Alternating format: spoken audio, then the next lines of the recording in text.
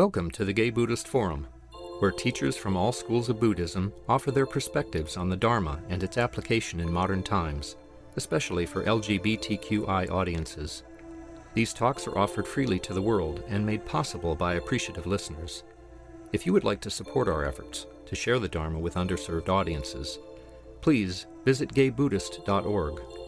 There you can donate, find a list of upcoming speakers, or enjoy many hundreds of these recorded talks dating back to 1996.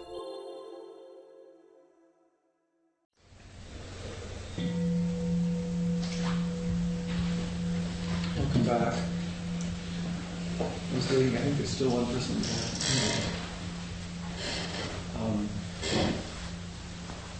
Normally what's next is we go around and say our names. I'm George. Grisha. I'm Greg. I'm Alex. Ass. Don. My name is Cass. I'm Jim. Jason. Jesus. Dan. I'm Kay. Andre. My name's Christian. Jack. Matthew. Gilbert. I'm all set. I'm Ed. I'm Bob. Mike. David. I'm Samuel. Jeff. Bill. I'm Troy. Susan. I'm Brian. Welcome everyone. Anyone besides Gilbert here for the first time? Again, your name? Alex. Alex, welcome. Thank you. Welcome. Next, I'll introduce our speaker. I didn't get the memo that Pamela Weiss wasn't going to be here today. So I'm going to tell you what I know about David Lewis. I've been coming to GBF for about a decade already, and David has been here at least that long. He's facilitated our retreats in Santa Cruz Mountains and Vajrapani, and done a wonderful job. And he's taught us the Dharma here at GBF pretty regularly over the years that I've been here as well. And David definitely embodies Buddha nature. So, welcome, David Lewis. I like it better than my blurb. One of the things that's in my blurb that you thankfully left out, that I'm now going to offer.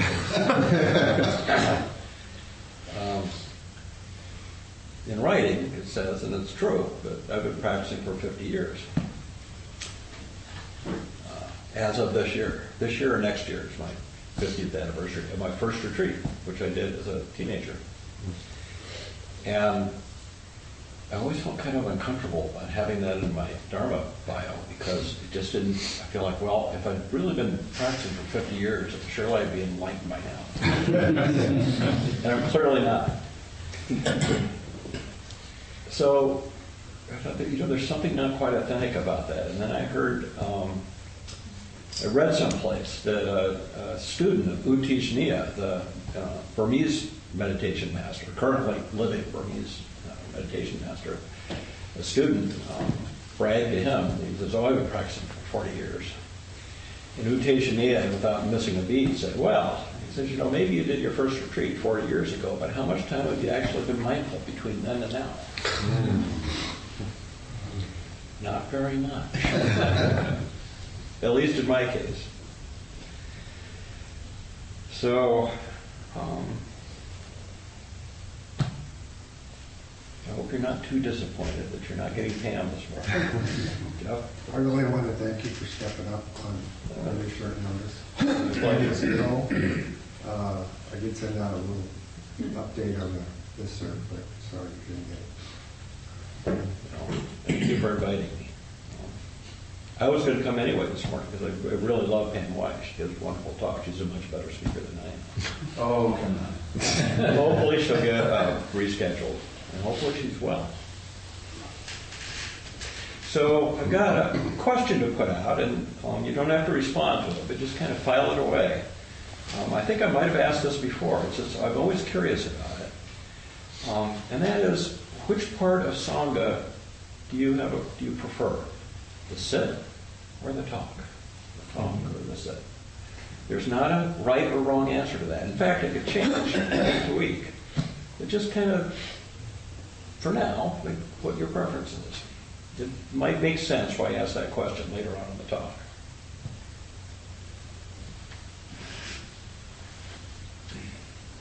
So everyone I know is worried. And when I started putting this talk together a couple of weeks ago, it was for a different sangha. I just had a number of encounters or meetings where people were just worried. And at the time, it was mostly politics and world affairs. But in the past 2 weeks, the worry has shifted, at least for me. I mean, now for me, it's coronavirus. And worry is that which we spend an undue amount of time, our mental time during the day, thinking about. So our worries change with events, with world events, with personal life events. It might be a relationship problem or a job problem or a family issue. Around the time of the Oscars, I was trying to cram in as many Oscar movies as I can, as we do.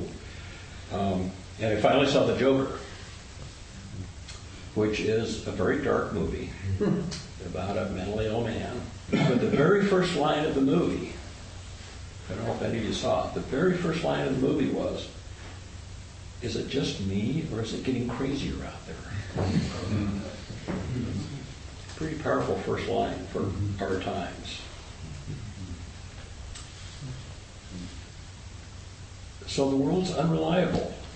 My biggest worry 2 weeks ago might have been the political situation. My biggest worry today and yesterday is coronavirus.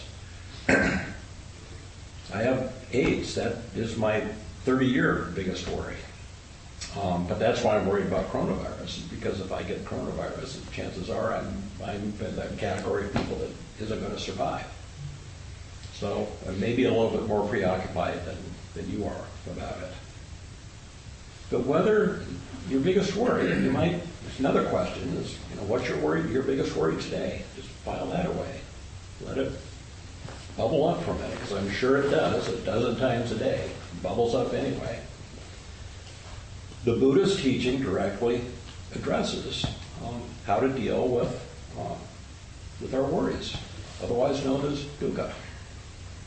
That's what most of the Buddha's talks were actually about, how to deal with the world. So it's not like there's a special Buddhist formula dealing with uncertain times or unreliability. That's what the Buddha talked about. That's the core of his teaching. The world was an unreliable place in the Buddha's time, and it continues to be unreliable today. Unreliable, the word unreliable, is the word that the Venerable Analayo is one of the leading translators of Pali nowadays, the Pali of the Buddha's language. It's his word for dukkha, is unreliable, not suffering. I think I've probably said this before. It's just for so many years, suffering has been used to define dukkha, and it's wrong. It's not a good translation. Because dukkha, the Pali word dukkha, is, the Buddha taught, is one of the characteristics of existence. One of the three characteristics of existence. The others being impermanence and the not-self nature of all phenomena.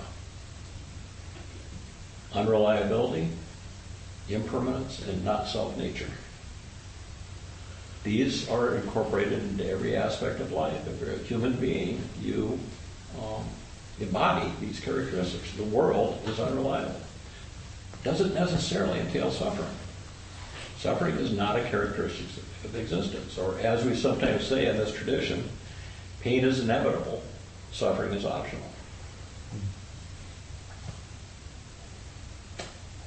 So the Buddha often talked about the world in his suttas, in his teachings. And when he talked about the world, it's important to keep in mind that he wasn't talking about the world in the same way that we do. He wasn't talking about some objective reality out there, what we read about in the newspapers or what we see on TV. When the Buddha talked about the world, he always meant the world as it's filtered through our own consciousness, which arises, our own consciousness arises.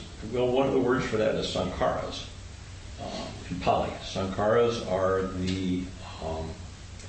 is the aggregate that makes up our illusory self of sometimes defined as habits of mind. But our sanghas are essentially the intersectionality of our background, our education, our gender, our race, our orientation, our ethnic and national identity. That's the filter through which our perception of the world is. So my perception of the world is not going to be the same as your perception of the world because we have different backgrounds, come from different places, we have different educations. The world, as the Buddha taught it, is a highly subjective place. So as I said, sankhas, the word sankhas, sometimes translated as habits of mind. But the Venerable Nalio, the translator, translates sankhas like this. Sankhas are the way one reacts to what happens now based on the conditioning of one's past. The way one reacts to what happens now based on the conditioning of one's past. It also describes the law of karma. Jean-Paul Sartre said it this way: freedom is what we do with what is done to us. So we each create our world. We each create the world. To change the world, we must change our minds. This is the core teaching of the Buddha.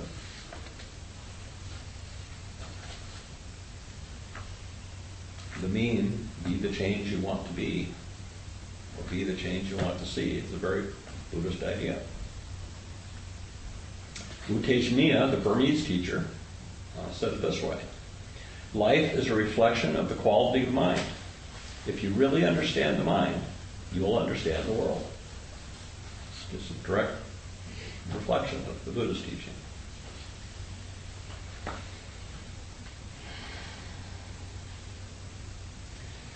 In his parable of the two arrows, which most of you probably know about, the Buddha taught that everything that happens to us in life, including every thought that arises, actually consists of two events, like being hit by two arrows.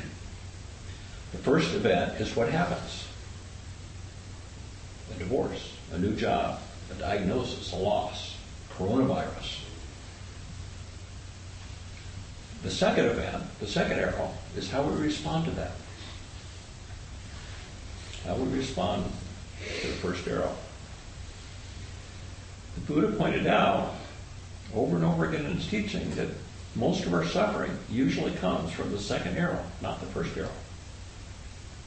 So it's not so important what happens to us in life. It's not so important what's going on in that supposedly objective separate world out there.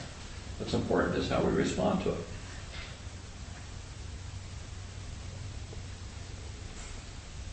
In other words, the stress that we create in response to life is often more difficult than the precipitating factor.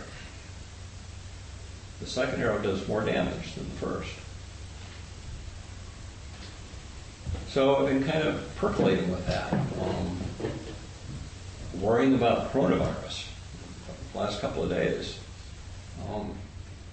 And it's really no different than the AIDS that I've been living with for 30 years. I was told, well, more than 30, almost 35 years ago, I was told that I was going to die with great assurance.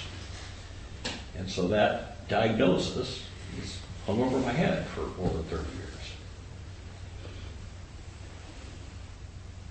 Thankfully, I already had a practice, a Buddhist practice. Thankfully, I was able to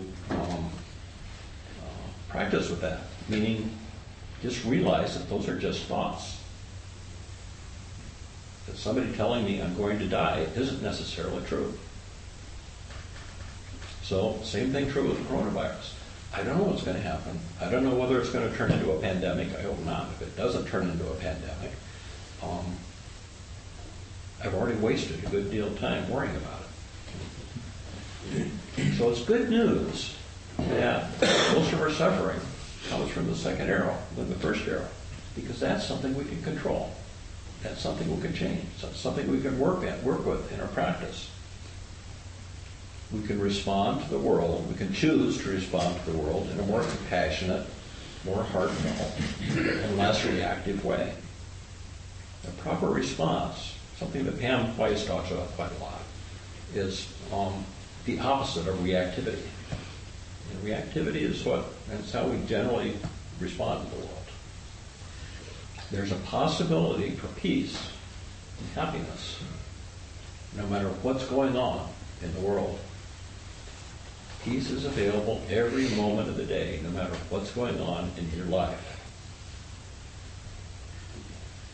We have some control over the second arrow, if not always the first arrow. Stephen Batchelor says, to be mindful means to remember to let go of compulsive reactivity and realize a non-reactive way of life. So that's the practice. It's practice of letting go of reactivity. I've found with time that this practice that we do is more about letting go than getting something. When I first started out, it was all about, I'm going to learn something, I need to get something. This practice is really more about letting go. It's much simpler than I used to think it was. I thought it was terribly complicated when I started out. The teacher, local teacher, Adyashanti, has an expression that I just love. He said, it's not what you think, it's much, much less. Which works on at least two different levels. It's not what you think, it's less. It's not what you think. So internalizing this truth is what we call right view in Buddhism. It's what's kept me sane and moving forward through 30 years of illness, loss, and fear. It's what I hope is going to continue to keep me sane and moving forward through whatever happens with coronavirus, whoever gets elected president. My practice is going to sustain me and bring me some peace. I have faith about that, Buddhist faith, because it's worked in the past. I'm happier and more content now than at any other time in my life, I gotta say, thanks to this practice. I'm grateful every day for everything, even the life-threatening diagnosis of AIDS. Gratitude is a huge part of my practice. So this doesn't mean that we ignore the first arrow. When this talk is actually a revisiting of a talk that I gave at GBF shortly after Trump was elected. And before, I believe it was before he was made president, but after he was elected. And I can't remember if it was Jeff or Hal, but somebody said, would you please come and facilitate a talk at GBF about what do we do? You remember how upset we were? Well, still are, I guess. So I did that, and I felt like it wasn't a terribly successful talk because we were all so wound up, including me, about what do we do, that we could only really think about the first arrow. But it really doesn't matter what you do.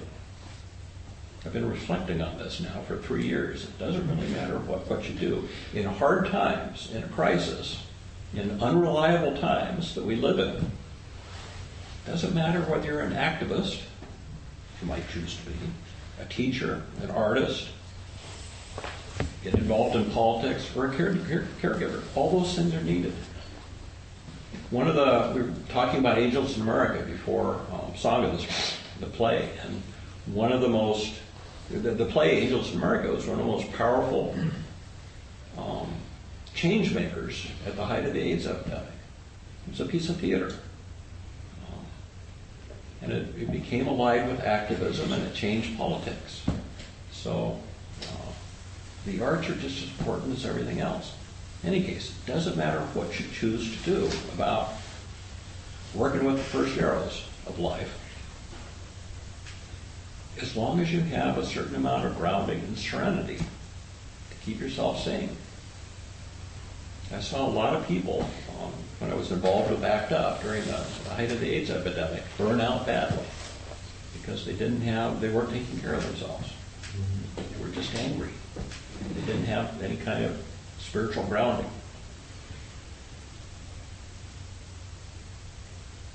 The Serenity Prayer is a great practice, great everyday life practice for times like this. God grant me the serenity to accept the things I cannot change, courage to change the things I can, and wisdom to know the difference. And very Buddhist meaning too.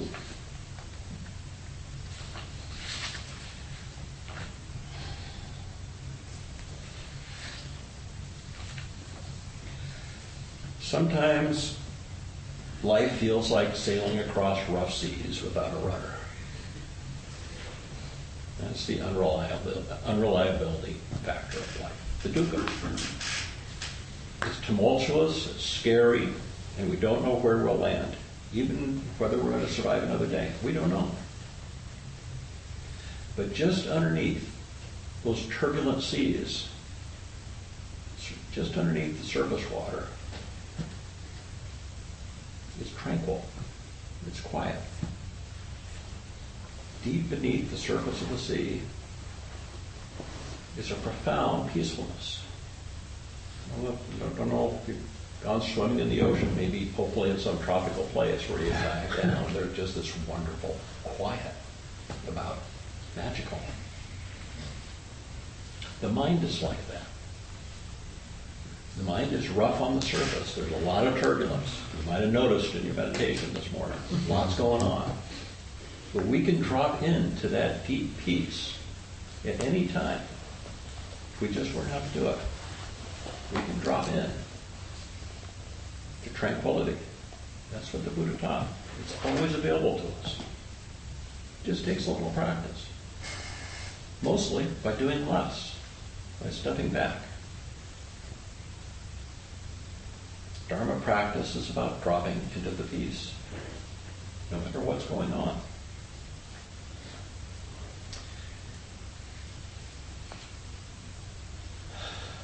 His Holiness, the 17th Karmapa, the Tibetan leader, I just saw a quote where he described two types of people that are interested in Buddhism, two general categories of people that are interested in Buddhism. To quote him, he says, those who wish to learn about Buddhist thought and practice, and those that wish to learn from it.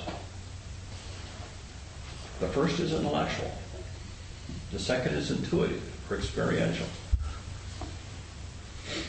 In Sangha, we offer you both every week. We have a silent sit. And that's where intuitive learning happens. And then we have a talk. And that's where the more intellectual or conceptual part of Dharma happens. They're both good. They both support each other. But that's why I asked that question at the beginning about whether you have a preference. Do you have a preference for intuitive learning or for intellectual learning?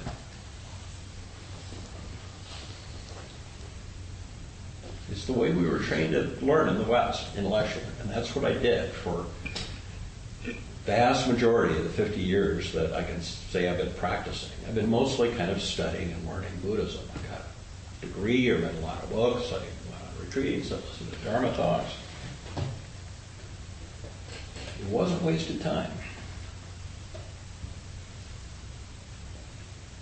But it was only when I put down my books and turned to the cushion, rather more seriously, that I experienced the transformative power of the Dharma. I learned to train my mind rather than simply stimulate it. A talk or a book stimulates the mind. A set transforms the mind. At least one sit after sit after sit after sit. The mind is transformed, not just stimulated.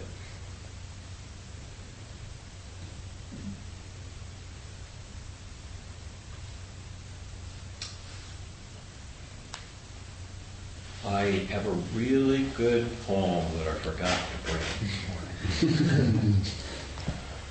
morning. I'm going to try to quote it because I've read it so many times. I won't get it all, so please don't quote me, especially people out there in the world.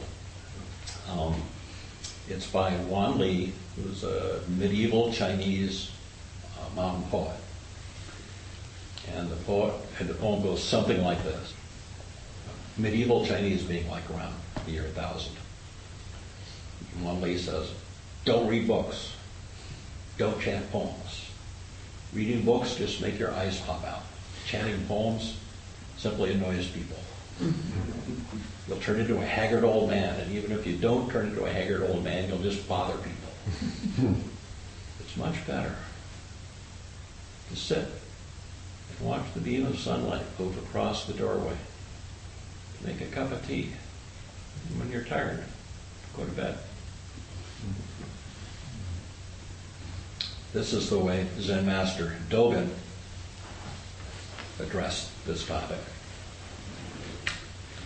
You should cease from practice based on intellectual understanding, pursuing words and following after speech, and learn the backward step that turns your light inwardly to illuminate the self. I love that image of the practice being a backward step. Not something we're leaning into, taking a step backwards. We're letting go of needing to grasp, needing to get something. The medieval Japanese woman poet, Izumi Shibiku, wrote this little poem. Although I try to hold the single thought of Buddha's teaching in my heart, I cannot help but hear the many crickets' voices calling as well.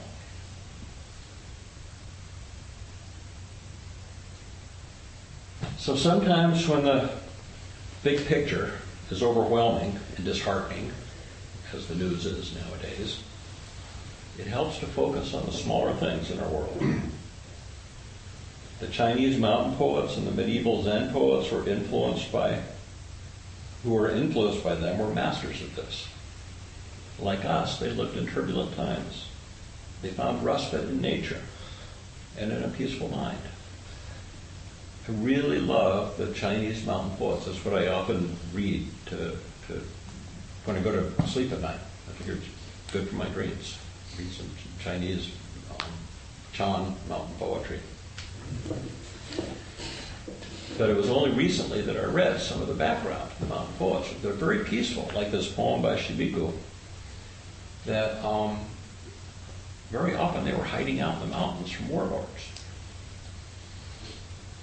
So their world was just as unreliable and turbulent as ours.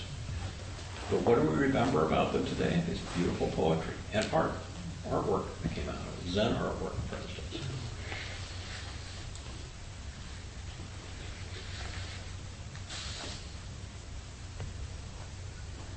So it doesn't matter what you do.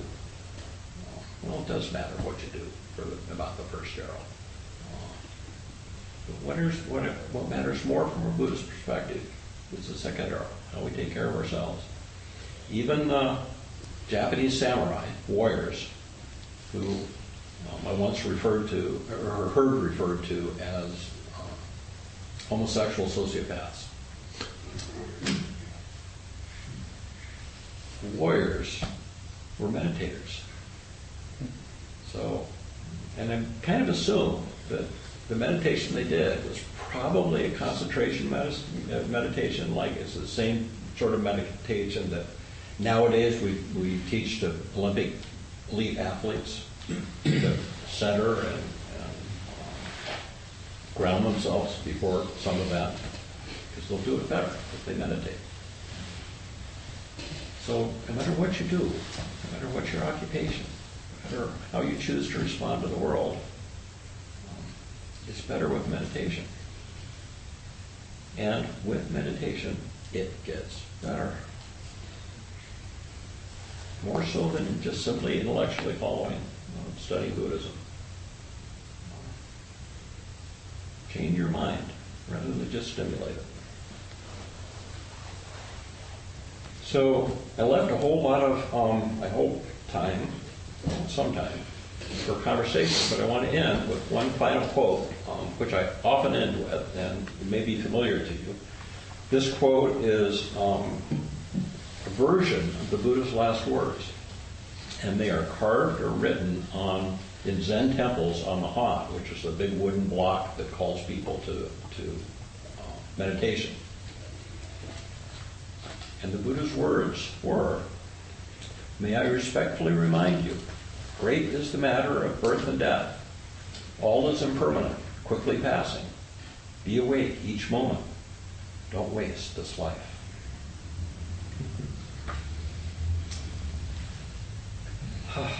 So, thank you for your kind attention.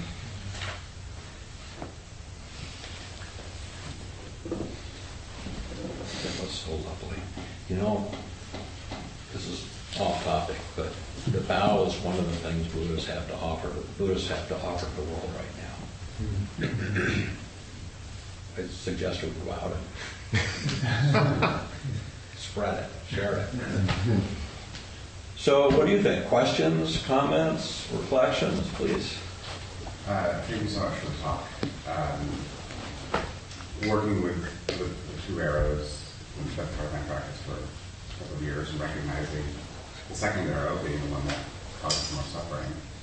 But I think what your talk inspired me about today is really understanding that first arrow. So over the past week, I've been working with a story from years ago and miles away in the past. And that has felt like the first arrow. However, one can also take a Buddhist practice and say, that was in the past and then is no longer existing. The only thing that's real is right now. And so, if it's not an arrow right here and right now, is it the first arrow? Sure is. The memory is the first arrow. Memory is the first arrow. So I wanted to also juxtapose that against the coronavirus, where we believe it's real because we read about it, but like, how is that the first arrow if I can't see it? Oh, okay. So yeah, good question. So for me, it's the first arrow because it's preoccupying me. Mm-hmm. Okay. It's the news. Yesterday, I generally kind of check in with the headlines for maybe 10 minutes, a couple of times a day. Yesterday, it was like 15 minutes, 6 times a day. So the actual first arrow would just be like the physical text that you're reading. Sure. And that's creating the thought, and that's the physicality of the real world. That is the first. Yeah. Okay. And then even after I'm done reading, if I'm doing my dishes and I start worrying, that's another first arrow. It's anything that happens. It's sometimes first arrows feel like, I call them incoming. Incoming. Not very often. Especially if you have a practice, you can just let go. If you recognize the first arrow, incoming, you can let go. I've often used the example of reading the newspaper, which I read online, as being a great Dharma practice, because I start finding myself grinding my teeth and getting warm and stressed and tensing up, and my whole body becomes reactive to these words that I'm reading on a screen. And that bodily reaction is what reminds me to just let go. It doesn't mean ignore it, but just I don't have to get in a tizzy about it. Thank you. That's very helpful. Thanks for that, David. I feel the same thing about reading poll data. which are many, many first arrows. So it's helpful to put that in perspective. We just have to, as the 12 people say, turn it over and move on. Yeah, or apply the serenity prayer. Is there something I can do about this right now? Right. If there's something I can do about it, do it. If there's not, let go. I think everyone says thank you. Lots of things to think about and feel about. But I was thinking about the coronavirus issue, and for me, I would not have put it this way, but it's an arrow that isn't complete yet. There is so much that's not known that to worry too much about it, to focus on it. Yeah. How big is it going to get? How wide is it going to spread? Is there going to be a vaccination against it? It's not in my life immediately. I can't focus. I can't get to a second arrow because for me the first arrow isn't complete. And maybe that's the answer. Maybe that's what you were talking about in your talk, is be real about what's happening. Yeah, thank you for that. I mean, you're in a better place than I am around coronavirus. It sounds like it's not even a first arrow for you. It's just, something that's out there. It is.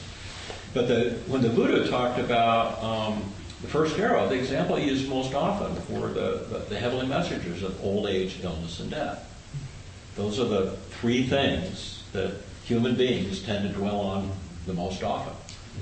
So when I asked at the beginning, what's your biggest worry right now? I would guess for some of us, it's either old age, illness, or death, because they're so common. But just as with coronavirus, we don't know. We don't know what impact of old age is going to be, except what we're experiencing right now. If you're old like I am, we don't know how we're going to die. We don't know what illness is going to happen or not happen. So they're all incomplete, and that's unreliability. That's dukkha. Jeff. Again, thank you for a great talk. I really like what you said at the very beginning about sort of what is the anxiety du jour, we're always are frequently anxious, and it's just from one topic to the next. Sometimes I think of my father has his own search engine for it. He just waits until we have the next opportunity, like, okay, we're going to go somewhere. If we don't have the gas, what if we get a flat tire? What if an asteroid hits? Yeah. But it has a life of its own. Yeah, we can waste a lot of time kind of catastrophizing the future, which is what I was doing yesterday. You can waste a lot of time catastrophizing the future. Another good quote of the Buddha is, the Buddha said, no matter what you think is going to happen, it's always going to be something other than that. Please. The poem that you read, or that you did from memory, what was that poet's name? And can we, if we Google mountain poets, or what? I wanted to read. Wan Li, I believe it was Wan Li. Thank you. And W-O-N? I think it's W-A-N-L-I, but if you want to Google it, Google Don't Read Books, because that's both the first line and the name of the poem. Okay. Is Don't Read Books. It's too late. Yeah. No, I spent a good many time reading books, and I still do, and it supports my practice. It's just not the whole practice. It's the kind of book. It's not the whole practice. Don't read Wall Street News. You know me. I'm in books. I love books. It's Jason. So I feel like there's something that's missing for me in this talk, something I've been practicing with. So between the intellect and then Buddhist practice, I feel like something that is not recognized in the first arrow is actually feeling the emotions with what actually is happening in the moment. And I feel like where I'm at in my life right now and how Buddhist practice is supporting me is recognizing all the emotions I have pushed down in the world of trying to live life, trying to succeed, trying to engage, trying to get over so much trauma and homophobia from childhood and all those contexts. And so it's been amazing to realize, like, wow, I did not have a practice of actually just being able to be with those emotions when those arrows were hitting to begin with. Yeah. And so that's where my Buddhist practice is helping me now. But I think it's important to like allow for the emotions to actually be felt in the moment, or even to recognize, I think within that, what Troy had said about idea of memory, it's not so much memory, I think it's that there were emotions that were happening at that time that still have not been dealt with. Right. And the emotions arise with the memory. Right. Yeah. You're trying to actually let those emotions out. Yeah. Well, that again, what you're describing very beautifully, better than I did, is that's sankharas. That's the Buddhist concept of sankharas, and that's our programming. Sometimes they're described as programming that we live with. And the Buddhist solution to that is exactly what you're doing. Know what they are. Pay attention to them as they arise. Whether they're, some of them might not even be true or real. I mean, like somebody might have told you when you were a kid that you're not a good dancer. That's not true, but you might have that tape running in your head because it was taught to you at some point. So you're doing exactly what the Buddha recommended, is know what your sankharas are and recognize them when they arise, and don't necessarily take them personally, because some of them aren't necessarily true. It's just the stuff that was, it's very psychological, the stuff that was, we were trained to believe. Right, but I think it's, within that, it's also important to have the emotion. Sure. Yeah. To have let the tears out, sit there with the anger, or all those. Yeah. Because that's where I think that the Buddhist practice allows you to contain it. Yeah, I think it's the same thing as having them. Recognizing it and having it is just saying, okay, it's this anger feels like this,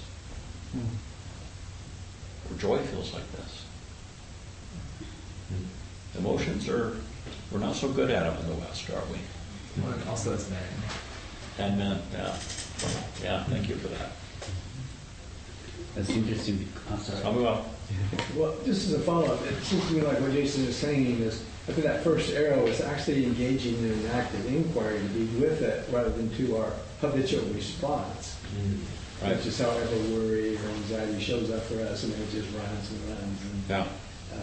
And we're in the habit rather than being present to the immediacy of the felt experience and understanding of that may lead to some kind of understanding and resolution or relief, at least, of the immediate response to the first arrow. Well said. It's a proper response rather than a reaction.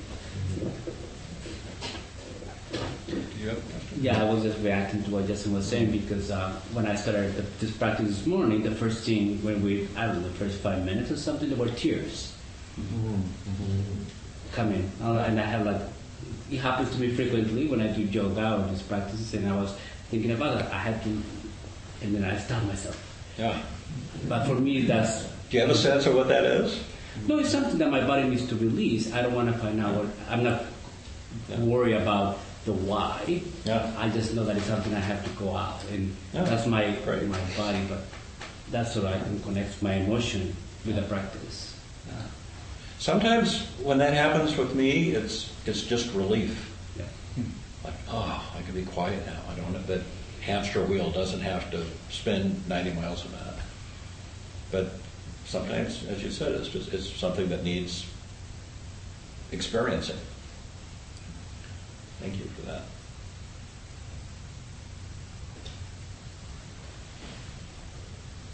Anybody have alternative responses? Please, guys. Yeah, I guess mine is a little bit of a devil's advocate kind of a response, because when you were talking about chanting or whatever, annoying people, and that perhaps the best thing to do is to sit on the cushion and have some tea, and it felt to me like you were saying, kind of withdraw from the world. So it's so for me, it's kind of trying to find a balance between not being so averse necessarily to annoying people, and not kind of reacting to that necessarily, but to engage with the world and not retreat to the cushion. I don't think that's what you were saying, but that's what was triggered in me. It's like this question of like engaging with people, kind of meeting them where they are versus withdrawing to your own world and taking care of yourself. Well, that was a poem. That was a medieval poem and a humor. It was meant to be humor. But point well taken. Although I would say, I gave all that list of different ways that we're activists or teachers or healers or whatever it is. I think that there may be times for some of us, not all of us, where withdrawing is also the proper response. Mm-hmm. Certainly not the only response, but I think it should be allowed in our culture. As Americans, as Westerners, we're doers. Mm-hmm. We're good at doing. We're good at reactivity. What we're not so good at is taking a step back and not doing. So that's why I stress that sometimes. Mm-hmm. But I hear what you're saying. Because I was a doer. There's another part of my bio you might not know, is I've been arrested 4 times. Mm-hmm. Once at Nixon's second inauguration, once for Vietnam War protest, and twice with ACT UP. So I know something about activism too. Mm-hmm. But now at this age and my health condition, time in my life, I'm withdrawing a little bit. Because I'm doing Dharma work. So I think it's all good. Please. But I would like to thank you for not withdrawing today, and coming here and sharing, and especially for sharing about your aids and coming to this public space and being with us in the context of the virus, because we also learn by inspiration from our teachers. Yeah, it's very kind of you. Thank you. How are we doing? Well, we should probably wrap up. Probably should. I wanted to add just one little thing. An earlier sangha that I belonged to before here was a Thich Nhat Hanh-based sangha. And I was the Dharma teacher a few times and read from Thai's teachings. And when I have an anxious brain a lot, and Thai's advice via the Buddha, I imagine, was to just sit with the emotions as they come up, like a mother holds a child, and sort of rock it. So, hi, anxiety, how are you today? It sort of takes some of the wind out, but also lets you sit with it as well and think about where it may be coming from and all that stuff. It works for me. It works in the bathtub this morning before I got here. That's a really great way to end. Thank you, David. Do we have announcements? Anyone? Bob? I would just like to remind everybody, we haven't heard this statement in a long time, but there is a place called the Community Thrift Store, and it's a place where you can bring things that you don't need, want, or are using at this point. And when it's sold, if you tell them when you give it to them that you would like the benefit to go to Gay Buddhist Fellowship, we will get it. 4 times a year we get a check from them, and it's very helpful.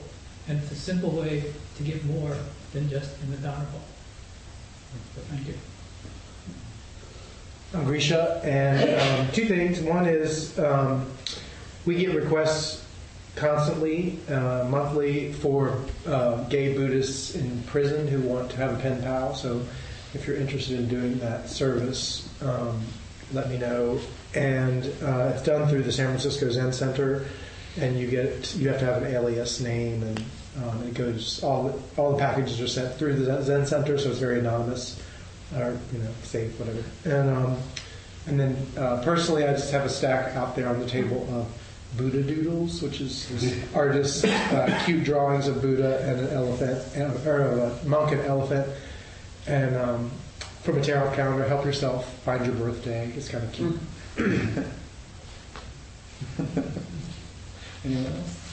Can I do a follow-up to Grisha's real quick? So Grisha, I contacted the person at the Zen Center, and he told me that it's not necessarily that the inmates are gay. So I was kind of confused in regards to how you were proposing it and in relationship to what he actually told me. So Well, the ones that we receive letters from are gay. So Okay. I guess, yeah. They manage a larger program of both gay and straight. And I said I wanted, no, whatever. They wouldn't let you Talk to choose. Grisha. Wouldn't let you choose? Or He just, he said like they're all, like they might not be gay, so you okay with that? okay. It's sneak. Okay. Not that I don't mind straight guys, I'm just saying. Any other announcements? Yeah. Yeah, I just want to say about next week's program. We're having this board forum where the board is going to introduce themselves, to the community and be available for questions and answers. And we're going to go over the survey results, the one that was sent out back before. That's good. So we feel it'll be important. We're going to talk also about the mission statement. The mission statement. Yeah.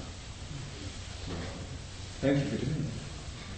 Yeah, I just thought I'd mention, I'll probably mention it a couple of more times, but there's something I do outside of the Sangha. It's a Shakespeare reading group, and we're going to be meeting more regularly. We get together and we act out Shakespeare. We move around with the books in our hands. What we've been doing lately is what we're calling Shakespeare a la carte. So rather than tackling an entire play, which we've done in the past, we just do favorite scenes. And sometimes around a theme, like it was a Halloween, have yourself a scary little Shakespeare.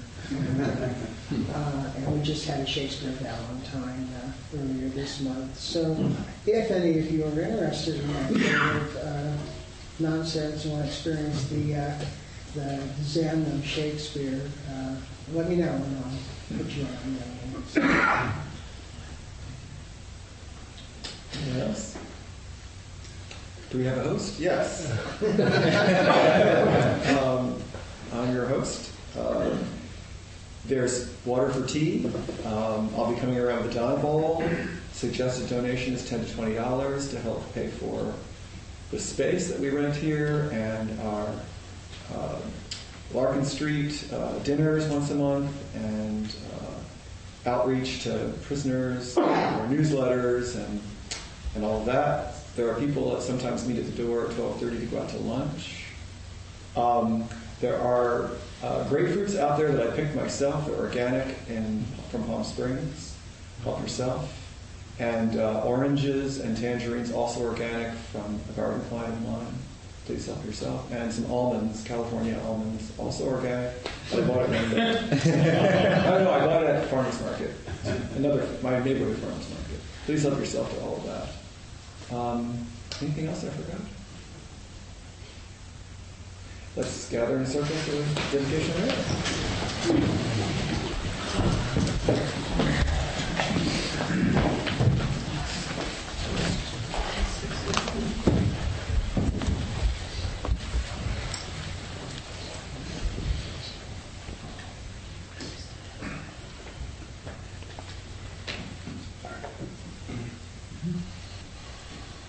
By the power and truth of this practice, may all beings have happiness and the causes of happiness. May all be free from sorrow and the causes of sorrow.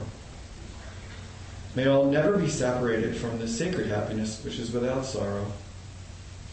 And may all live in equanimity, without too much attachment or too much aversion, believing in the equality of all that lives. Thank you for listening to the Gay Buddhist Forum. If you would like to hear several new talks per month and be notified of upcoming speakers so you can participate live, please subscribe to this podcast, like us on Facebook, and join our mailing list by visiting gaybuddhist.org.